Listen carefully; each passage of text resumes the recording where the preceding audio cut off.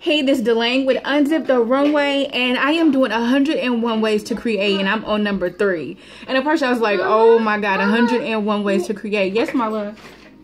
Okay, I was thinking 101 ways to create, and you know, actually, as I think about it, I mean, there's a lot of opportunities, things that I do to be able to get more done in the day, and it'll be great to share. So these are going to be inspirational tips. It'll be strategies. It'll also just be actual techniques, and I hope these can help you out. So 3 out of 101 is to find time in between. That is number 3. Find time in between, because it almost seems like, you know, some things just does, you know, you just never know what your schedule is going to be like. Mama, and so, Mama, yes, love. Mama, yes. We need it on time. Okay. Tell her I love her and I'll call her back, okay? So, number 3, number 3 is find time in between to create.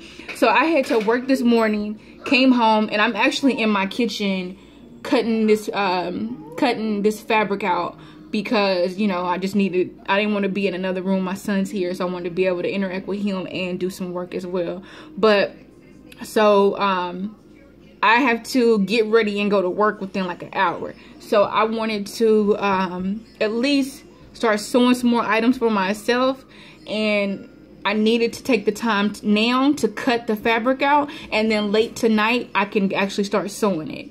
So that's a way versus me having to come home and cut everything out. So number 3 out of 101 is find time in between. And you define that between working out, between work, between dropping your child off, between school, however you define it. But find time in between just to do a small part of that task, like break it up in smaller sections so that you can maximize the time that you have at other times to actually complete it. Like I would love to be able to complete this by the morning. So all right, well, thank you for tuning in, and that is 3 out of 101 ways to create. Find time in between, and let's create.